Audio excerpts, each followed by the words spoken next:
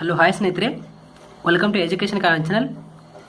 ಇವತ್ತು ಈ ಒಂದು ವಿಡಿಯೋನಲ್ಲಿ ದ್ವಿತೀಯ PUCಯ ಅಕೌಂಟೆನ್ಸಿ 6 ಅಂಕದ ಒಂದು ಇಲ್ಲಿ ಪ್ರಶ್ನೆ ಸಾಲ್ವ್ ಮಾಡ್ತಾ ಇದ್ದೇನೆ. ಈ ಒಂದು ವಿಡಿಯೋ ದ್ವಿತೀಯ PUC ಎಲ್ಲ ವಿದ್ಯಾರ್ಥಿಗಳಿಗೆ ಶೇರ್ ಮಾಡಿ. ಇದುವರೆಗೆ ನಮ್ಮ ಎಜುಕೇಷನ್ ಕಾನ್ ಚಾನಲ್ಗೆ ನೀವು ಸಬ್ಸ್ಕ್ರೈಬ್ ಆಗಿಲ್ಲ ಅಂದರೆ ಸಬ್ಸ್ಕ್ರೈಬ್ ಮಾಡ್ಕೊಳ್ಳಿ ಹಾಗೂ ಬೆಲ್ ಮೇಲೆ ಕ್ಲಿಕ್ ಮಾಡಿ. ಪ್ರತಿಯೊಂದು ವಿಡಿಯೋ ನಿಮಗೆ ತಪ್ಪದೇ ಬರುತ್ತೆ. ದ್ವಿತೀಯ PUCಯ ಅಕೌಂಟೆನ್ಸಿ 6 ಅಂಕದ ಈ ಒಂದು ಪ್ರಶ್ನೆ ಇರುತ್ತೆ, ಅಂಡರ್ ಪ್ರಾಡಕ್ಟ್ ಮೆಥಡ್. ಇದರಲ್ಲಿ ನೀವು ಸುಲಭವಾದ ರೀತಿಯಲ್ಲಿ 6ಕ್ಕೆ 6 ಅಂಕವನ್ನು ತೆಗೆದುಕೊಳ್ಳಬಹುದು. ಈ ಒಂದು ವಿಡಿಯೋ ಸ್ಕಿಪ್ ಮಾಡಬೇಡಿ, ಸ್ಕಿಪ್ ಮಾಡಿದರೆ ಅರ್ಥ ಆಗುವುದಿಲ್ಲ. ಪೂರ್ತಿ ಕೊನೆಯವರೆಗೆ ನೋಡಿ. ಈ ಒಂದು ವಿಡಿಯೋ ನಿಮ್ಮ ಸ್ನೇಹಿತರಿಗೆ ಕೂಡ ಶೇರ್ ಮಾಡಿ. ಸುಲಭವಾದ ರೀತಿಯಲ್ಲಿ ನೀವು 6 ಅಂಕವನ್ನು ತೆಗೆದುಕೊಳ್ಳಬಹುದು. ನಿಮಗೆ 2021ರ ವಾರ್ಷಿಕ ಪರೀಕ್ಷೆಗೆ ಹಾಗೂ ನಿಮ್ಮ ಮುಂಬರುವ ಎಲ್ಲ ವಾರ್ಷಿಕ ಪರೀಕ್ಷೆಯಲ್ಲಿ ಯಾವುದೇ ಒಂದು ನಿಮಗೆ ಪ್ರಶ್ನೆ ಕೇಳಿ ಅಂಡರ್ ಪ್ರಾಡಕ್ಟ್ ಮೆಥಡ್ ಅಂತ ಒಂದು ಪ್ರಶ್ನೆ ಕೇಳಿದರೆ ಈ ರೀತಿ ನೀವು ಆನ್ಸರ್ ಅನ್ನು ಮಾಡಿ ಖಂಡಿತವಾಗಿ ನೀವು 6ಕ್ಕೆ 6 ಅಂಕವನ್ನು ತೆಗೆದುಕೊಳ್ಳಬಹುದು. 2021ರ ವಾರ್ಷಿಕ ಪರೀಕ್ಷೆಯಲ್ಲಿ ಈ ರೀತಿ ಒಂದು ನಿಮಗೆ ಪ್ರಶ್ನೆ ಕೇಳಿದರೆ ನೀವು ಇದೇ ರೀತಿ ಆನ್ಸರ್ ಅನ್ನು ಮಾಡಿ. ನೀವು ಯಾವ ರೀತಿಯಲ್ಲಿ ನಾನು ನಿಮಗೆ ಸ್ಟೆಪ್ ಬೈ ಸ್ಟೆಪ್ ಹೇಳಿದ್ದೇನೆ ಅದೇ ರೀತಿ ನೀವು ಫಾಲೋ ಮಾಡಿ 6ಕ್ಕೆ 6 ಅಂಕವನ್ನು ನೀವು ಸುಲಭವಾದ ರೀತಿಯಲ್ಲಿ ತೆಗೆದುಕೊಳ್ಳಬಹುದು. ನಿಮಗೆ 2021ರ ವಾರ್ಷಿಕ ಪರೀಕ್ಷೆಯಲ್ಲಿ ಒಂದು ಪ್ರಶ್ನೆ ಕೊಟ್ಟಿರ್ತಾರೆ. ಆ ಒಂದು ಪ್ರಶ್ನೆ ನೀವು ಸಂಪೂರ್ಣವಾದ ರೀತಿಯಲ್ಲಿ ಮೊದಲಿಗೆ ಒಂದು ಬಾರಿ ಓದ್ಬಿಡಿ. ಇಲ್ಲಿ ನೋಡಿ, ಇಲ್ಲೊಂದು ಪ್ರಶ್ನೆ ಕೊಟ್ಟಿದ್ದೇನೆ. Mahesh, a partner in a firm, withdraw the following amounts during the year ended March 31st, 2018. ಇಲ್ಲಿ ನೋಡಿ, May 1, 2017 10,000, September 30, 2017 8,000, November 1, 2017 7,000, January 31, 2018 12,000. Calculate interest on his ಅಂದರೆ Mahesh drawings at 9% per annum under product method. ಈ ಒಂದು ಪ್ರಶ್ನೆ ಈ ರೀತಿ ಇರುತ್ತೆ. ನಿಮಗೆ 2020ನೇ ವಾರ್ಷಿಕ ಪರೀಕ್ಷೆಯಲ್ಲಿ ಅಥವಾ ನಿಮ್ಮ ಮುಂಬರುವ ಎಲ್ಲ ವಾರ್ಷಿಕ ಪರೀಕ್ಷೆಯಲ್ಲಿ ಯಾವುದೇ ರೀತಿ ಈ ರೀತಿ ಪ್ರಶ್ನೆ ಕೇಳಿರ್ತಾರೆ. ನಿಮಗೆ ಕೆಲವೊಂದು ಇಲ್ಲಿ ಮಹೇಶ್ ಕೊಡ್ಬೋದು, ಸಂತೋಷ್ ಕೊಡ್ಬೋದು, ವಿನಯ ಕೊಡಬಹುದು ಮತ್ತು ರಾಹುಲ್ ಕೊಡ್ಬೋದು. ಯಾವುದೇ ಒಂದು ಹೆಸರನ್ನ ಇಲ್ಲಿ ಕೊಟ್ಟಿರ್ತಾರೆ ಮತ್ತು ಒಂದು ಫರ್ಮ್ ಒಳಗೆ ವಿಡ್ರಾಲ್ ಮಾಡ್ಕೊಂಡಿರ್ತಾರೆ ಅಮೌಂಟ್ ಆಯಾ ಡೇಟ್ಗೆ. ಇದರ ಒಂದು ನಾವು ಸಾಲ್ವ್ ಮಾಡೋಣ ಈಗ ಆನ್ಸರ್. ಈ ಒಂದು ವಿಡಿಯೋ ನೀವು ಸಂಪೂರ್ಣವಾದ ರೀತಿಯಲ್ಲಿ ಕೊನೆಯವರೆಗಾಗಿ ನೋಡಿ. ಖಂಡಿತವಾಗಿ ನೀವು 6ಕ್ಕೆ 6 ಅಂಕವನ್ನು ತೆಗೆದುಕೊಳ್ಳುತ್ತೀರ. ಸ್ಕಿಪ್ ಮಾಡಬೇಡಿ, ಅರ್ಥ ಆಗುವುದಿಲ್ಲ. ಇಲ್ಲಿ ನೋಡಿ, ಪ್ರಾಡಕ್ಟ್ ಮೆಥಡ್ ಈ ಒಂದು ನೀವು ಆನ್ಸರನ್ನು ಮಾಡ್ಕೋಬೇಕಂದ್ರೆ ನೀವು ಮೊದಲಿಗೆ 4 ಕಾಲಮ್ಗಳನ್ನು ಹಾಕೋಬೇಕಾಗುತ್ತೆ. ಅವು ಕಾಲಮ್ಗಳೆಂದರೆ ನೋಡಿ, ನಿಮಗೆ ವಾರ್ಷಿಕ ಪರೀಕ್ಷೆಯಲ್ಲಿ ಒಂದು ಪ್ರಶ್ನೆಯನ್ನು ಕೊಟ್ಟಿರ್ತಾರೆ ನೋಡಿ. ಆ ಒಂದು ಪ್ರಶ್ನೆ ನೀವು ಸಂಪೂರ್ಣವಾದ ರೀತಿಯಲ್ಲಿ ಮೊದಲಿಗೆ ಓದಿ. ಇಲ್ಲಿ ನೋಡಿ, ಆ 4 ಕಾಲಮ್ಗಳೆಂದರೆ ಡೇಟು, ಅಮೌಂಟು, ಔಟ್ಸ್ಟ್ಯಾಂಡಿಂಗ್ ಮಂತು ಮತ್ತು ಪ್ರಾಡಕ್ಟ್. ನೀವು ಈ 4 ಕಾಲಮ್ಗಳನ್ನು ನೀವು ಹಾಕಿ ಆನ್ಸರನ್ನು ಮಾಡ್ಕೋಬೇಕಾಗುತ್ತೆ. ಹೆಡ್ಲೈನ್ ಬರೀಬೇಕು. ಈ ಹೆಡ್ಲೈನ್ಗೆ 1 ಮಾರ್ಕ್ಸ್ ಇರುತ್ತೆ. ಈ ಒಂದು ಹೆಡ್ಲೈನ್ ಕಂಪಲ್ಸರಿ ನೀವು ಬರೀಬೇಕಾಗುತ್ತೆ. Calculation of interest on drawings ಅಥವಾ in drawings under product method of Mahesh. ಇಲ್ಲಿ ನೋಡಿ, ಇಲ್ಲಿ ಕೊಟ್ಟಿರ್ತಾರೆ ಕ್ಯಾಲ್ಕುಲೇಟ್ ಇಂಟ್ರೆಸ್ಟ್ ಆನ್ ಹೀಸ್ ಅಂದರೆ Mahesh drawings at 9% per annum ಅಂತ ಇದೆ ಅಂಡರ್ ಪ್ರಾಡಕ್ಟ್ ಮೆಥಡ್. ಇಲ್ಲಿ ನೋಡಿ, ನೀವು calculation of interest on drawings under product method of Mahesh ಅಂತ ನೀವು ಇಲ್ಲಿ ಬರೀಬೇಕಾಗುತ್ತೆ. Calculation of interest on drawings under product method of Mahesh ಅಂತ ಇಲ್ಲಿ ಈ ರೀತಿ ನೀವು ಬರೀಬೇಕಾಗುತ್ತೆ. ಈ 4 ಕಾಲಮ್ಗಳನ್ನು ನೀವು ಹಾಕಬೇಕಾಗುತ್ತೆ. ಡೇಟು, ಅಮೌಂಟು, ಔಟ್ಸ್ಟ್ಯಾಂಡಿಂಗ್ ಮಂತು ಮತ್ತು ಪ್ರಾಡಕ್ಟ್. ಈ 4 ಕಾಲಮ್ ನೀವು ಹಾಕಬೇಕು. ಈ ಡೇಟ್ನಲ್ಲಿ ನಮಗೆ 2021ರ ವಾರ್ಷಿಕ ಪರೀಕ್ಷೆಯಲ್ಲಿ ಯಾವುದೇ ಒಂದು ಪ್ರಶ್ನೆಯನ್ನು ಕೊಟ್ಟಿರ್ತಾರೆ ನೋಡಿ. ಆ ಒಂದು ಪ್ರಶ್ನೆಯಲ್ಲಿ ಈ ಡೇಟ್ ಕೊಟ್ಟಿರ್ತಾರೆ ನೋಡಿ, 1, 2, 3, 4. ಈ 4 ಡೇಟ್ಗಳು ನೀವು ಆಸ್ ಇಟ್ ಇಲ್ಲೇ ಬರೀಬೇಕು. ಈ 4 ಡೇಟ್ಗಳು ಇಲ್ಲೇ ಬರೀಬೇಕು. ಡೇಟ್ ಕಾಲಮ್ನಲ್ಲಿ ಡೇಟ್ಗಳು ಬರೀಬೇಕು. ಇಲ್ಲಿ ನೋಡಿ, ಮೇ 1, 2017, ಸೆಪ್ಟೆಂಬರು 30, 2017, ನವೆಂಬರು 1, 2017, ಜನವರಿ 31, 2018. ಈ 4 ಡೇಟ್ಗಳು ಏನು ಕೊಟ್ಟಿರ್ತಾರೆ ನೋಡಿ, ಈ 4 ಡೇಟ್ಗಳು ಇಲ್ಲಿ ನೀವು ಬರೀಬೇಕಾಗುತ್ತೆ ಈ ಒಂದು ಡೇಟ್ ಕಾಲಮ್ನಲ್ಲಿ. ಈಗ ಅಮೌಂಟ್ ಅಂದರೆ ಈ ಅಮೌಂಟ್ ಕೊಟ್ಟಿರ್ತಾರೆ ನೋಡಿ, ಅದರ ಮುಂದಗಡೆನೆ ಈ 4 ಅಮೌಂಟ್ ನೀವು ಈ ಅಮೌಂಟ್ ಸೈಡ್ನಲ್ಲಿ ಬರೀಬೇಕಾಗುತ್ತೆ. ಡೇಟ್ ಇಲ್ಲಿ ಬರೀದು ಇಲ್ಲಿ ಅಮೌಂಟ್ ಅದರ ಮುಂದಗಡೆ ಅಮೌಂಟ್ ಬರೀಬೇಕು. ಈಗ ಔಟ್ಸ್ಟ್ಯಾಂಡಿಂಗ್ ಮಂತು ಮತ್ತು ಪ್ರಾಡಕ್ಟ್ ನಾವು ಕಂಡುಹಿಡಬೇಕು. ಈ ಒಂದು ವಿಡಿಯೋ ಸಂಪೂರ್ಣವಾದ ರೀತಿಯಲ್ಲಿ ಕೊನೆಯವರೆಗೆ ನೋಡಿ, ಅರ್ಥ ಆಗುತ್ತೆ. ಸ್ಕಿಪ್ ಮಾಡಬೇಡಿ. ಇಲ್ಲಿ ನೋಡಿ, ಈಗ ನಮಗೆ ಡೇಟ್ ಅನ್ನ ಕೊಟ್ಟಿದ್ದಾರೆ, ನಾವು ಡೇಟ್ ಅನ್ನ ಈಗ ಬರ್ಕೊಳ್ಳೋಣ ಮತ್ತು ಅಮೌಂಟ್ ಅನ್ನ ಕೊಟ್ಟಿದ್ದಾರೆ. ಅಮೌಂಟನ್ನು ಬರ್ಕೊಳ್ಳೋಣ. ಈಗ ನೋಡಿ ಇಲ್ಲಿ ಡೇಟನ್ನು ಕೊಟ್ಟಿದ್ದಾರೆ ಮತ್ತು ಅಮೌಂಟನ್ನು ಕೊಟ್ಟಿದ್ದಾರೆ. ಒಂದು ಅವರೇ ಕೊಟ್ಟಿರ್ತಾರೆ, ಡೇಟು ಮತ್ತು ಅಮೌಂಟ್ ಕೊಟ್ಟಿರ್ತಾರೆ. ಅದೇ ರೀತಿ ನಾವು ಡೇಟು ಮತ್ತು ಅಮೌಂಟ್ ಕಾಲಮ್ನಲ್ಲಿ ಬರೀಬೇಕಾಗುತ್ತೆ. ಈಗ ನಾನು ಬರೀತೀನಿ ನೋಡಿ, ಡೇಟ್ ಕಾಲಮ್ನಲ್ಲಿ ನಾನು ಡೇಟ್ ಕೊಟ್ಟಿದ್ದಾರೆ, ಅದೇ ಡೇಟ್ ಇಲ್ಲಿ ನಾನು ಬರೆದಿದ್ದೇನೆ. ಇಲ್ಲಿ ನೋಡ್ತಾ ಇರ್ಬೋದು, ಅವರು ಡೇಟ್ ಕೊಟ್ಟಿದ್ದಾರೆ, ಅದೇ ಡೇಟ್ ಇಲ್ಲಿ ನಾನು ಬರೆದಿದ್ದೇನೆ. ಮೇ 1, 2017, ಸೆಪ್ಟೆಂಬರ್ 30, 2017, ನವೆಂಬರ್ 1, 2017, ಜನವರಿ 31, 2018. ಈ ಏನು ಡೇಟ್ ಕೊಟ್ಟಿದ್ದಾರೆ ನೋಡಿ, ಇದೇ ಡೇಟ್ ನಾನು ಈ ಒಂದು ಡೇಟ್ ಕಾಲಮ್ನಲ್ಲಿ ಈಗ ಬರೆದಿದ್ದೇನೆ. ಈ ಅಮೌಂಟ್ 10,000, 8,000, 7,000, 12,000. ಅದರ ಮುಂದುಗಡೆ ನನಗೆ ಪ್ರಶ್ನೆಯಲ್ಲಿ ಕೊಟ್ಟಿದ್ದಾರೆ ನೋಡಿ, 10,000, 8,000, 7,000, 12,000. ಈ ಒಂದು ಡೇಟ್ ಮುಂದುಗಡೆ ಆನ್ಸರ್ ಅನ್ನ ಕೊಟ್ಟಿದ್ದಾರೆ, ಅವರು ಅಮೌಂಟ್ ಅನ್ನು ಕೊಟ್ಟಿದ್ದಾರೆ. ಇಲ್ಲಿ ನೋಡಿ, ಈ ಅಮೌಂಟು ಮತ್ತು ಡೇಟು ಎರಡು ಕಾಲಮ್ನಲ್ಲಿ ಈಗ ನಾವು ಬರ್ಕೊಂತಿದ್ದೇವೆ. ಅದೇ ರೀತಿ ಬರ್ಕೋಬೇಕು. ಈಗ ಔಟ್ಸ್ಟ್ಯಾಂಡಿಂಗ್ ಮಂತ್, ಈ ಔಟ್ಸ್ಟ್ಯಾಂಡಿಂಗ್ ಮಂತ್ ಯಾವ ರೀತಿಯಲ್ಲಿ ನಾವು ಬರೀಬೇಕಂದ್ರೆ ಗಮನಿಟ್ಟು ಕೇಳಿ, ಸ್ಕಿಪ್ ಮಾಡಬೇಡಿ, ಅರ್ಥ ಆಗುವುದಿಲ್ಲ ನಮಗೆ, ಸ್ಕಿಪ್ ಮಾಡಬೇಡಿ. ಇಲ್ಲಿ ನೋಡಿ, ಈ ಒಂದು ಔಟ್ಸ್ಟ್ಯಾಂಡಿಂಗ್ ಮಂತ್ ನಾವು ಇಲ್ಲಿ ಬರೀಬೇಕಂದ್ರೆ ಇಲ್ಲಿ ನೋಡಿ, ಇಲ್ಲಿ ಒಂದು ನಮಗೆ ಪ್ರಶ್ನೆಯಲ್ಲಿ ಇಲ್ಲಿ ಒಂದು ಡೇಟನ್ನು ಕೊಟ್ಟಿದ್ದಾರೆ. ಇಲ್ಲಿ ಒಂದು ಪ್ರಶ್ನೆಯಲ್ಲಿ ನಮಗೆ ಒಂದು ಡೇಟನ್ನು ಕೊಟ್ಟಿದ್ದಾರೆ, ಮಾರ್ಚ್ 31, 2018. ಈ ಒಂದು ಡೇಟ್ ಬಹಳಷ್ಟು ಇಂಪಾರ್ಟೆಂಟ್. ಮಾರ್ಚ್ 31, 2018. ಮಾರ್ಚ್ 31, 2018. ಈ ಏನು ಡೇಟ್ ಕೊಟ್ಟಿದ್ದಾರೆ ನೋಡಿ, ಈ ಒಂದು ಡೇಟ್ ಬಹಳಷ್ಟು important. Mahesh A partner in a firm withdraw the following amounts during the year ಅಂತ ಹೇಳಿದೆ ನೋಡಿ. ಅದರ ಮುಂದುಗಡೆ ಒಂದು ಡೇಟ್ ಕೊಟ್ಟಿರ್ತಾರೆ, ಮಾರ್ಚ್ 31, 2018 ಅಂತ. ಈ ಒಂದು ಡೇಟ್ ಮತ್ತು ಈ 4 ಡೇಟ್ಗಳ ಆಧಾರಿತ ನಾವು ಈ ಒಂದು ಔಟ್ಸ್ಟ್ಯಾಂಡಿಂಗ್ ಮಂತ್ ಅನ್ನ ನಾವು ಇಲ್ಲಿ ಬರೀಬೇಕು. ಯಾವ ರೀತಿಯಲ್ಲಿ ಅಂದ್ರೆ ಇಲ್ಲಿ ನೋಡಿ, ಈಗ ಇಲ್ಲಿ ಮಾರ್ಚ್ 31, 2018 ಇದೆ, ಇಲ್ಲಿ ಮೇ 1, 2017 ಇದೆ. ಇಲ್ಲಿ ನೋಡಿ, ನಮಗೆ ಮೇ 1ನೇ ಡೇಟ್ ಇತ್ತಂದ್ರೆ ಆ ಒಂದು ಮೇ ತಿಂಗಳು ಹಿಡಿದು ಮಾರ್ಚ್ ಬರುವವರೆಗೆ ಎನಿಸಬೇಕು ನೋಡಿ.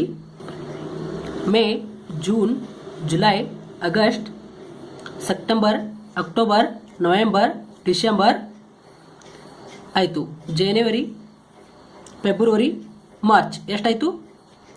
11 ಆಯಿತು. ಈ 11 ಇಲ್ಲಿ ನಾವು ಬರೀಬೇಕು. 10,000 ಅಂತ ಇದೆ ನೋಡಿ, ಅದರ ಮುಂದಗಡೆಯಲ್ಲಿ 11 ಅಂತ ಬರೀಬೇಕು.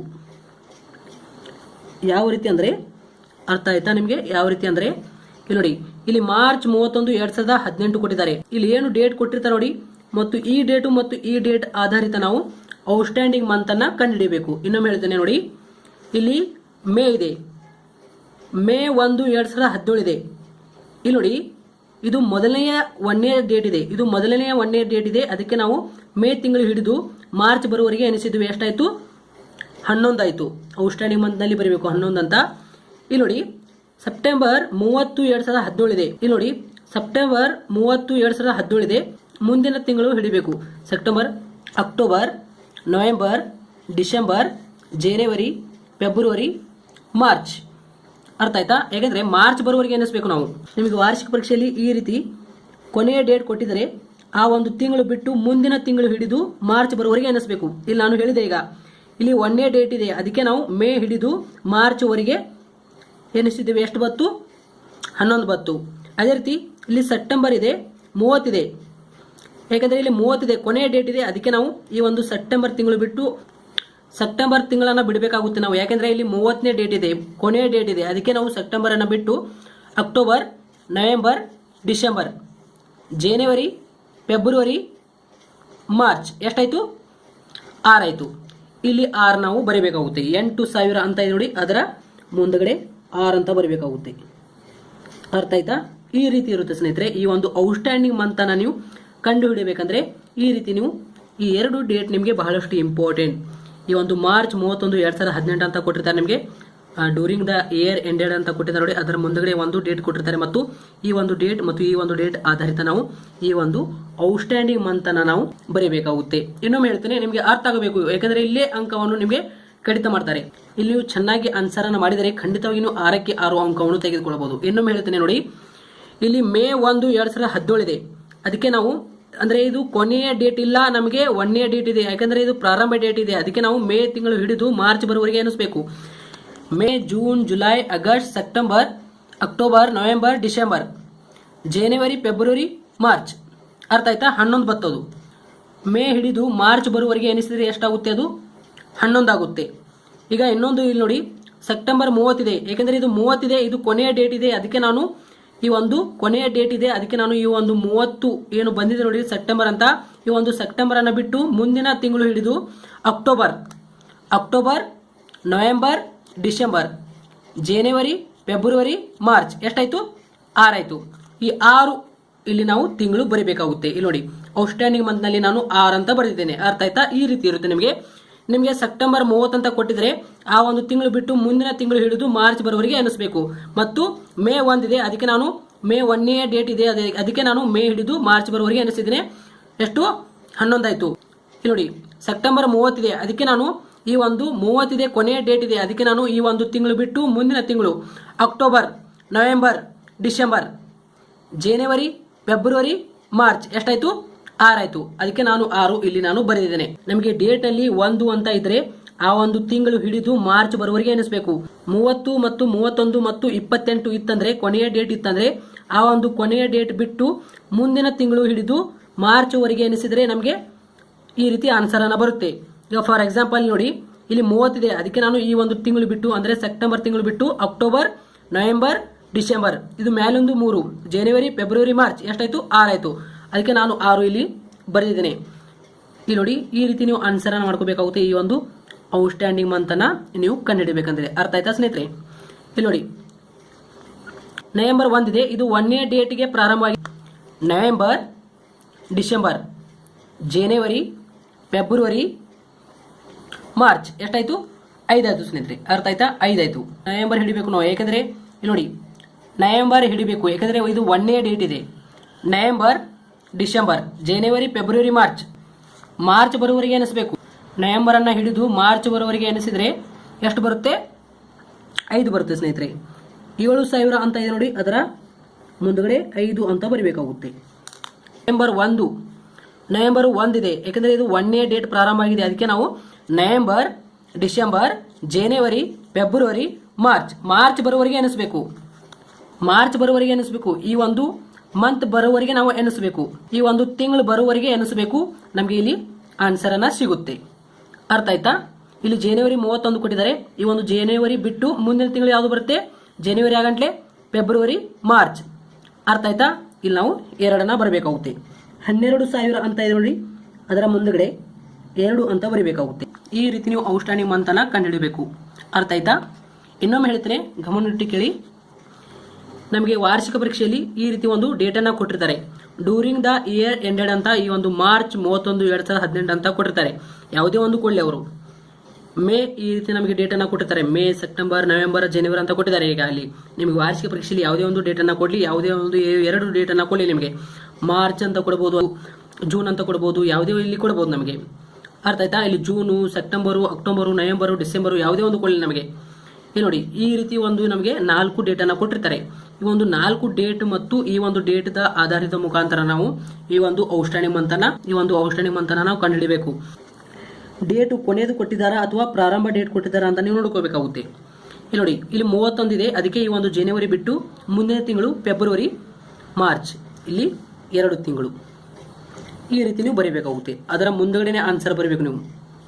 10,000 11, 8,000 6 ತಿಂಗಳು, 7,000 5 ತಿಂಗಳು, 12,000 ಎಷ್ಟು 2 ತಿಂಗಳು ಅಂತ ನೀವು ಅದರ ಮುಂದುಗಡೆ ಆನ್ಸರ್ ಅನ್ನ ಬರೀಬೇಕಾಗುತ್ತೆ ಔಟ್ಸ್ಟ್ಯಾಂಡಿಂಗ್ ಮಂತ್ ನಲ್ಲಿ. ಈ ರೀತಿ ನೀವು ಔಟ್ಸ್ಟ್ಯಾಂಡಿಂಗ್ ಮಂತ್ ಅನ್ನ ಕಂಡುಹಿಡಬೇಕು. ಈಗ ಪ್ರಾಡಕ್ಟ್ ಯಾವ ರೀತಿಯಲ್ಲಿ ಕಂಡುಹಿಡಬೇಕಂದ್ರೆ ಇಲ್ಲಿ ಗಮನ ಇಟ್ಟು ಕೇಳಿ. ಈಗ ಪ್ರಾಡಕ್ಟ್ ಯಾವ ರೀತಿಯಲ್ಲಿ ಕಂಡುಹಿಡಬೇಕಂದ್ರೆ ನೀವು ಇಲ್ಲಿ ನಮಗೆ ಡೇಟ್ ಅನ್ನ ಕೊಟ್ಟಿದ್ದಾರೆ. ನಮಗೆ ವಾರ್ಷಿಕ ಪರೀಕ್ಷೆಯಲ್ಲಿ ಡೇಟ್ ಅನ್ನ ಕೊಟ್ಟಿದ್ದಾರೆ. ಈ ಒಂದು ಡೇಟ್ ನಾವು ಇದೇ ಒಂದು ಕಾಲಮ್ ನಲ್ಲಿ ಡೇಟ್ ಅನ್ನ ಬರೀಬೇಕಾಗುತ್ತೆ. ಅಮೌಂಟ್ ಕೊಟ್ಟಿರ್ತಾರೆ, ಅದೇ ಅಮೌಂಟ್ ನಾವು ಇಲ್ಲಿ ಈ 2 ಕಾಲಮ್ಗಳು ಕಂಪ್ಲೀಟ್ ಆಯಿತು. ಔಟ್ಸ್ಟ್ಯಾಂಡಿಂಗ್ ಮಂತ್ ಈ ಒಂದು ಡೇಟು ಮತ್ತು ಈ ಒಂದು ಡೇಟು, ಈ 2 ಆಧಾರಿತ ನಾವು ಔಟ್ಸ್ಟ್ಯಾಂಡಿಂಗ್ ಮಂತ್ ಅನ್ನ ನಾವು ಕಂಡುಹಿಡಬೇಕು. ಈ ಒಂದು ಪ್ರಾಡಕ್ಟ್ ಅಂತ ಇದೆ ನೋಡಿ, ಈ ಒಂದು ಕಾಲಮ್ ಯಾವ ರೀತಿಯಲ್ಲಿ ಕಂಡುಹಿಡಬೇಕಂದ್ರೆ ಇಲ್ಲಿ ನೋಡಿ, ಕ್ಯಾಲ್ಕುಲೇಟರ್ ತಗೋತೀನಿ. ಇಲ್ಲಿ ನೋಡಿ,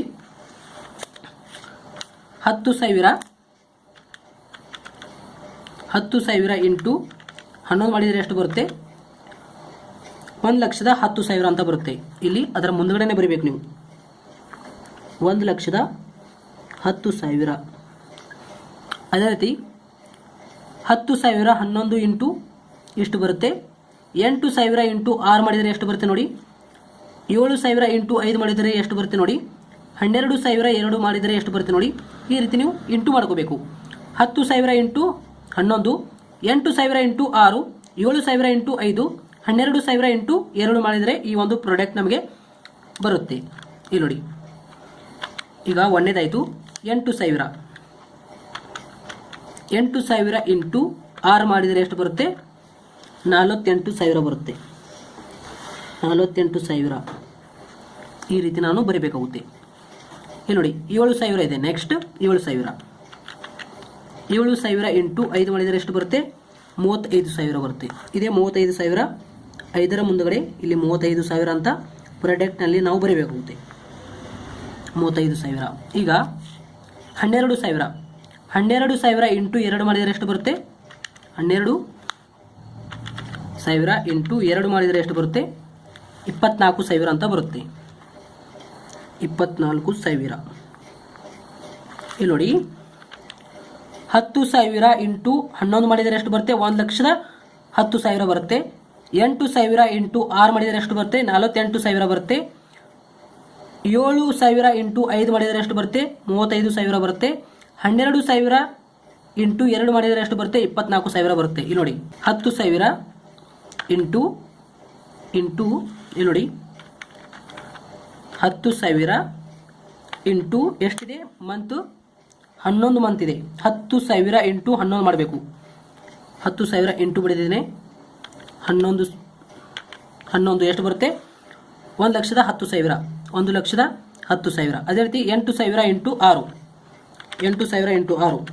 8,000 ಇಂಟು 6 ಎಷ್ಟು ಬರುತ್ತೆ. 48,000 ಬರುತ್ತೆ. 7,000 ಇಂಟು 5 ಮಾಡಿದರೆ ಎಷ್ಟು ಬರುತ್ತೆ. ಇಲ್ಲಿ ನೋಡಿ 7,000 ಇಂಟು 5 ಮಾಡಿದರೆ ಎಷ್ಟು ಬರುತ್ತೆ. 35,000 ಬರುತ್ತೆ. ಅದೇ ರೀತಿ 12,000 ಇಂಟು 2 ಮಾಡಿದರೆ ಎಷ್ಟು ಬರುತ್ತೆ. 12,000 ಇಂಟು 2 ಮಾಡಿದರೆ ನಮಗೆ 24,000 ಬರುತ್ತೆ. 10,000 ಇಂಟು 11 ಮತ್ತು 8,000 ಇಂಟು 6 ಮತ್ತು 7,000 ಇಂಟು 5 ಮತ್ತು 12,000 ಇಂಟು 2 ಮಾಡಿದರೆ ನಮಗೆ ಇದು ಪ್ರಾಡಕ್ಟ್ ನಮಗೆ ಸಿಗುತ್ತೆ. ಈಗ ಟೋಟಲ್ ಮಾಡ್ಕೋಬೇಕು. ಈ ಒಂದು ಪ್ರಾಡಕ್ಟ್ ನಮಗೆ ಈಗ ಬಂದಿದೆ ನೋಡಿ. ಈ ಒಂದು ಪ್ರಾಡಕ್ಟ್ ನಾವು ಟೋಟಲ್ ಮಾಡ್ಕೋಬೇಕು. 1,10,000 ಪ್ಲಸ್ 48,000 ಪ್ಲಸ್ 35,000 ಪ್ಲಸ್ 24,000 ಪ್ಲಸ್ ಮಾಡ್ಕೋಬೇಕು. 1,10,000 ಪ್ಲಸ್ 48,000 ಪ್ಲಸ್ 35,000 ಪ್ಲಸ್ 24,000 ಎಷ್ಟು ಬರುತ್ತೆ ನಮಗೆ. 2,17,000 ಅಂತ ಅಮೌಂಟ್ ನಮಗೆ ಬರುತ್ತೆ. ಈ 2,17,000 ನಾವು ಇಲ್ಲಿ ಟೋಟಲ್ನಲ್ಲಿ ನಾವು ಬರೀಬೇಕಾಗುತ್ತೆ. ಇಲ್ಲಿ ನೋಡಿ ಟೋಟಲ್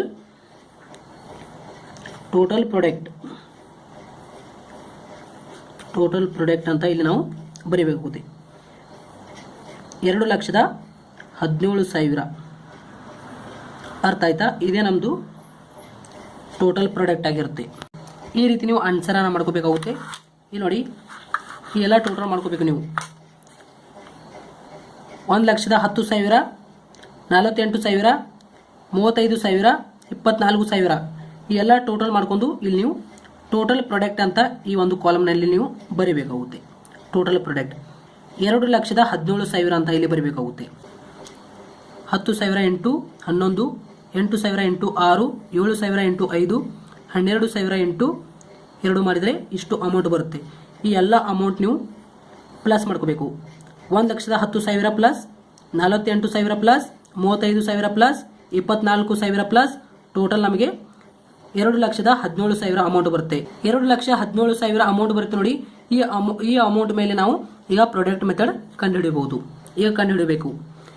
ಇಲ್ಲಿ ಒಂದು ಸೂತ್ರ ಬರುತ್ತೆ. ಈ ಒಂದು ನೀವು ಸೂತ್ರ ನೆನಪಿನಲ್ಲಿ ಇಟ್ಕೋಬೇಕು ಸ್ನೇಹಿತರೆ. ಈ ಒಂದು ಸೂತ್ರ ನೀವು ನೆನಪಿನಲ್ಲಿ ಇಟ್ಕೋಬೇಕು. ಇಲ್ಲಿ ನೋಡಿ ಆ ಸೂತ್ರ ಅಂದರೆ ಇಂಟ್ರೆಸ್ಟ್ ಆನ್ ಡ್ರಾಯಿಂಗ್ಸ್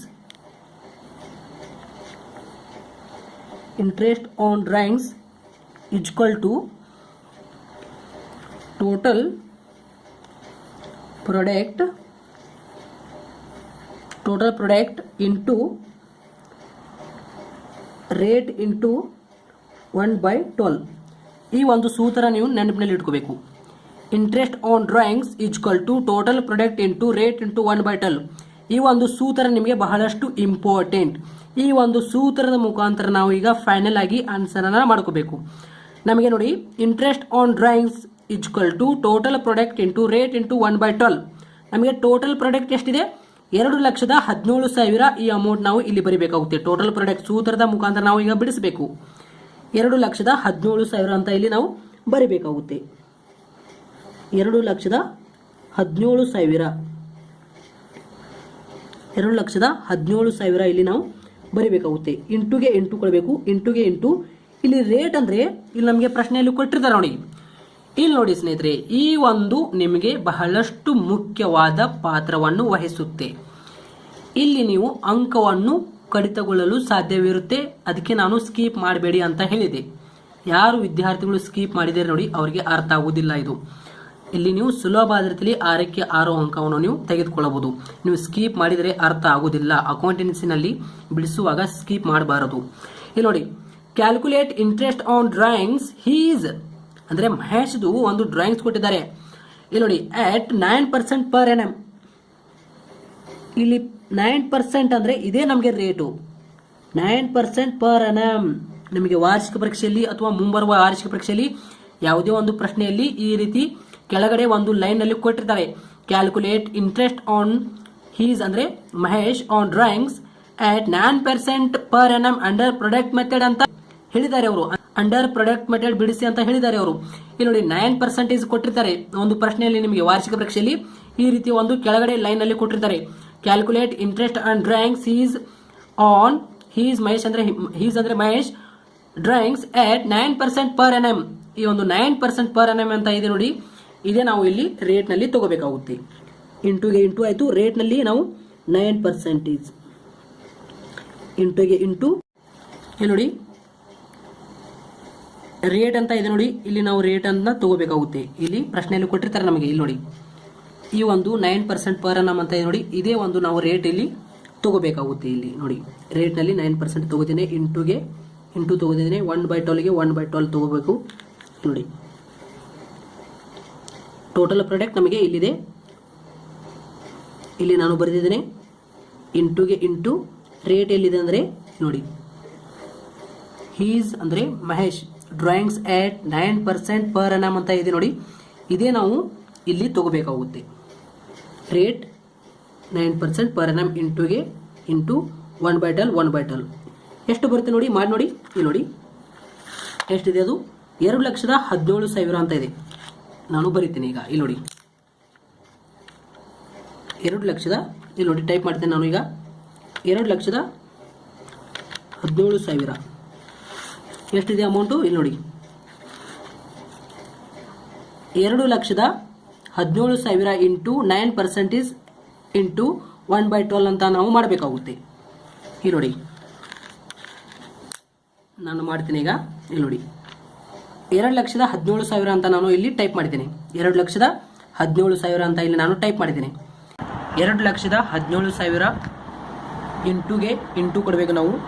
ಇಲ್ಲಿ ನೋಡಿ, ಇಂಟು 9% ಅಂದಿದ್ದಾರೆ. 9% ಇಲ್ಲಿ ನೋಡಿ, 9% ಇಂಟು ಇಂಟು ಕೊಡಬೇಕು. ಅದೇ ರೀತಿ 1/12 ಮಾಡಬೇಕು. 1/12 ಮಾಡಿದರೆ ಈಕ್ವಲ್ ಟು ಮಾಡಿದರೆ ಆನ್ಸರ್ ನಮ್ಮದು 1,627 ಆನ್ಸರ್ ಬರುತ್ತೆ ನಮ್ಮದು. ಈ ಆನ್ಸರ್ ನಾವು ಇಲ್ಲಿ ಬರಿಬೇಕು. ಇಷ್ಟು ಆನ್ಸರ್ ಬಂತು ನಮ್ಮದು. ಈ ಒಂದು ಆನ್ಸರ್ ನಾವು ಇಲ್ಲಿ ಬರಿಬೇಕು. ಈಕ್ವಲ್ ಟು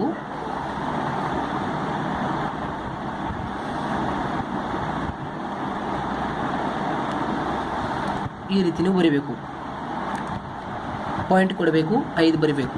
ಈ ರೀತಿ ನೀವು ಆನ್ಸರ್ ಅನ್ನ ಬರಿಬೇಕು. ಅಥವಾ ಹಿಂಗೂ ಬರುತ್ತೆ. ಆರ್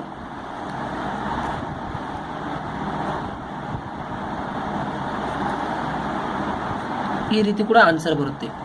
ಅಂದರೆ ಕ್ಯಾಲ್ಸಿನಲ್ಲಿ ನೀವು ಮಾಡಿದ ತಕ್ಷಣ ಆನ್ಸರ್ ಬರುತ್ತೆ ನೋಡಿ, ಅದೇ ಆನ್ಸರ್ ಇಲ್ಲಿ ನೀವು ಬರೀರಿ. 6ಕ್ಕೆ 6 ಅಂಕವನ್ನು ನೀವು ಸುಲಭವಾದ ರೀತಿಯಲ್ಲಿ ತೆಗೆದುಕೊಳ್ಳಬಹುದು. ಈ ರೀತಿ ನೀವು ಪ್ರಾಡಕ್ಟ್ ಮೆಟೀರಿಯಲ್ನಲ್ಲಿ 6ಕ್ಕೆ 6 ಅಂಕವನ್ನು ತೆಗೆದುಕೊಳ್ಳಬಹುದು.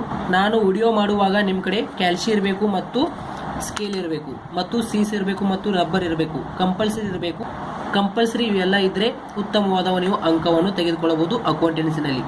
Thank you so much.